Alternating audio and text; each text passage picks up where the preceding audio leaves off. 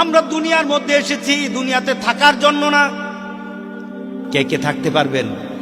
থাকতে পারবেন? ওদিকে যেতে হবে কিনা বলেন?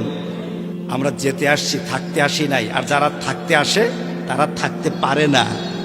নিয়তটা পরিবর্তন করে ফেলেন। আমরা থাকতে আসি নাই, যেতে আসছি।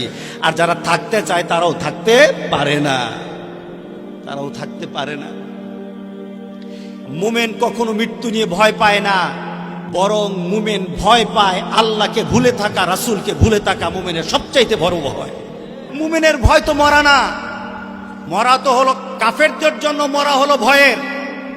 মুমিনের মরা হলো জান্নাতের দরজা দেখার। আল্লাহু আকবার বলি। আজকে তালিকা চলে আসছে, তালিকা কিন্তু আমাদেরও আসবে। তবে আমরা এই তালিকার জন্য ভয় করি না, আমরা এই তালিকাতে যেতে প্রস্তুত আছি। কারণ এই তালিকায় যতক্ষণ আমার নামটা না আসবে ততক্ষণ তো আমি আমার মাবুদের সাথে মিলতে পারবো না। যতক্ষণ এই তালিকাতে আমার নামটা না চলে আসবে ততক্ষণ পর্যন্ত আমার নবীর সাথে আমার সম্পর্ক হবে না। হযরত বেলাল মৃত্যু শয্যায়, হযরত বেলাল মৃত্যু শয্যায়, ওনার স্ত্রী কাঁদতে কাঁদতে বলতেছিলেন, ইয়া হুজনা, আরে কি চিন্তা, কি আমার উপর পেরেশানি চেপে বসছে, আমার উপর কি চিন্তা চেপে বসতেছে। আমার স্বামী মরে যায়, আমার স্বামী দুনিয়া থেকে চলে যায়, আমি কি পেরেশানির মধ্যে পড়ে যাচ্ছি। উনি কাঁদতেছিলেন আর বলতেছেন, ইয়া হুজনা, আহারে পেরেশানি পেরেশানি। হযরত বেলাল স্ত্রীকে ডেকে বললেন, বলো না ইয়া হুজনা, বলো ইয়া ফারহাতা, তুমি চিন্তার কথা বলো না, বরঞ্চ তুমি আমার মনের দিকে, আমার মনের কথা জেনে নাও। আমি কিন্তু চিন্তিত না, আমি আনন্দিত। আমি আমার মৃত্যু নিয়ে আনন্দিত। কারণ এই মৃত্যুর পরবর্তী একটা সময় চলে আসবে, আমি মিলিত হয়ে যাবে আমার রাসূলের সাথে। আমি আমার রাসূলের সাথে মিলিত হয়ে যাব। মৃত্যুর পরে আমি আমার রাসূলের সাথে মিলিত হয়ে যাব। মৃত্যুর পরে আমি মিলিত হয়ে যাব আমার সাথী যারা ছিল, আবু বকর, ওমরের সাথে আমার মিলিত। মুমিন কখনো মৃত্যু নিয়ে ভয় পায় না, বরং মুমিন ভয় পায় আল্লাহকে ভুলে থাকা, রাসূলকে ভুলে থাকা মুমিনের সবচাইতে বড় ভয়। মুমিনের ভয় তো মরা না, মরা তো হলো কাফেরদের জন্য, মরা হলো ভয়ের। মুমিনের মরা হলো জান্নাতের দরজা দেখার। আল্লাহু আকবার বলি। মুমিন মরে জান্নাত দেখে, আর কাফের মরে বেদনা দেখে। ইমাম গাজ্জালী রাহিমাহুল্লাহ উনি কবর সম্পর্কে বলতেছিলেন, কবরের আযাব সম্পর্কে, যে কবরে একটা পরিবেশ হবে, কবরটা ভয়ের। উনি বললেন, কবরে যাওয়ার আগেই তো কবরের ভয় অনেকে নিয়ে নেয়, কবরে যাওয়ার আগেই তো তার কবরের চিন্তা পেয়ে বসে। কবরের মধ্যে চিন্তা আছে, কবরের মধ্যে কষ্ট আছে, এটা তো কবরে যাওয়ার আগেই হয়ে যায় অনেকের। আবার অনেকে কবরে যাওয়ার আগেই তার আখিরাতের সুখ স্বাচ্ছন্দ্য, আখিরাতের মজা, আখিরাতের সবচাইতে ভালো পরিবেশটা সে দেখে দেখে মরতে থাকে। আমরা জানি কবরে গেলে আমাদের কষ্ট হয়, কবরে যাওয়াটা কষ্টের হয়ে যায়।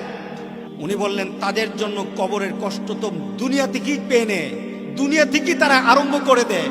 যখন সে মৃত্যু শয্যায় চলে যায়, তখন পৃথিবীর, তার সম্পদ, তার সন্তান, তার পরিবার, তার ক্ষমতা, দুনিয়ার প্রতি তার ভালোবাসা এমন ভাবে সে ছড়িয়ে ছিটিয়ে দেয় দুনিয়াতে। মৃত্যুর সময় তার ভালোবাসা গোটা পৃথিবীর মধ্যে ছড়িয়ে থাকে। আল্লাহু আকবার। গোটা পৃথিবীর মধ্যে তার ভালোবাসা ছড়িয়ে থাকে। দুনিয়া থেকে যখন চলে যায়, ভালোবাসা তো তার সম্পদের সাথে ফিট হয়ে আছে, পারে নাই। যার সাথে ভালোবাসা সেখান পর্যন্ত চলে যাবে, তার সাথে ভালোবাসা করতে পারে নাই। মাবুদের সাথে ভালোবাসা সৃষ্টি করতে পারে নাই, রাসূলের সাথে ভালোবাসা করতে পারে নাই, দ্বীনের সাথে সম্পর্ক করতে পারে নাই।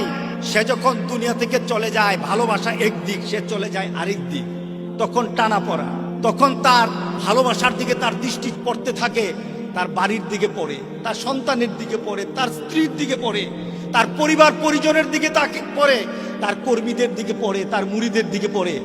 তখন সে আশ্চর্য হয়ে যায়, সে ব্যথিত হয়, এগুলি ফেলে আমি কোথায় যাব, এগুলি ফেলে কোথায় যাব। তখন তার মধ্যে একটা যন্ত্রণা আরম্ভ হয়ে যায়। যেমন যেমন আপনার থেকে কোনো জিনিস হারিয়ে যায়, আপনার টাকা হারিয়ে গেল, সম্পদ হারিয়ে গেল, আপনার বাবা, আপনার আত্মীয় স্বজন যখন হারিয়ে যায়, আপনার কষ্ট লাগে কিনা? টাকা হারালে কষ্ট লাগে না? পেছনে কারণটা কি? টাকার প্রতি ভালোবাসা আছে, সম্পদের প্রতি ভালোবাসা আছে। এর জন্য আপনার যন্ত্রণা হয়। তিনি বলতেছেন যে কবরের আযাব বলতে কিছু নাই। আমি মনে করি কবরের আযাব তো তারাই নিয়ে মরে যারা তাদের ভালোবাসাকে দুনিয়ার মধ্যে রেখে তারা দুনিয়া থেকে যায়, তারাই তো কবরের আযাব নিয়ে মরতে থাকে। কথা ঠিক আছে কিনা বলেন? আর যারা মাবুদের ভালোবাসা নিতে নিতে মরে, যারা মাবুদের ভালোবাসা, রাসূলের ভালোবাসা, দ্বীনের ভালোবাসা নিয়ে তারা দুনিয়া থেকে যায়, তারা তো সম্পদের দিকে তাকায় না, তারা তো মাবুদের দিকে তাকায়। তারা তো মরার আগেই দেখে নেয় আমার জান্নাতটা তো আমার সামনে ঝুলছে। আল্লাহু আকবার। ফেরাউনের স্ত্রীর নাম কি? আসিয়া। ফেরাউন কি মুসলমান ছিল? দিনদার ছিল? আল্লাহ চিনেছে? মুসা চিনেছে? চিনে নাই। কিন্তু তার ঘরে কে আছে? সে কাকে চিনেছে? ফেরাউনের তো সম্পদ ছিল, ফেরাউনের তো রাজপ্রাসাদ ছিল, মহল ছিল, অর্থ ছিল, জৌলুস ছিল, কিন্তু স্বামী আছে জৌলুস নিয়ে, আসিয়া আছে আল্লাহকে নিয়ে। সুবহানাল্লাহ। তার স্ত্রীকে বলল আমাকে মেনে নাও, আমি তো গোটা পৃথিবীর জন্য রব দাবি করি। আনা রাব্বুকুমুল আ'লা,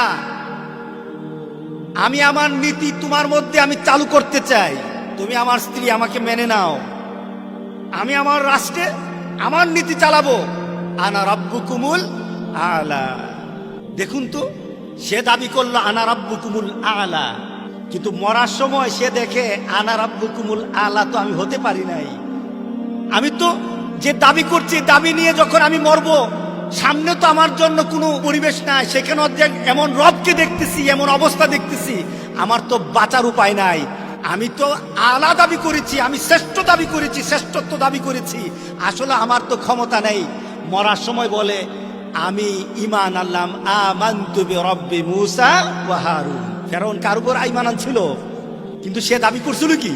আনা রাব্বুকুমুল আ'লা, অর্থাৎ সবকিছু আমার। কিন্তু মরার সময় বলল কি? আমানতু বিরব্বি মূসা ওয়া হারুন। তুমি দুনিয়াতে তুমি অনেক কিছু চিন্তা করতে পারবা, দাবি করতে পারবা, দুনিয়াতে তুমি অনেক কিছু হাতের মধ্যে নিতে পারবা, তোমার পরিবারের মধ্যে অনেক কিছু তুমি চালু করতে পারবা। আল্লাহর কসম, মরার সময় টের পাবা ফেরাউনের মতো সামনে তোমার জন্য কি আছে।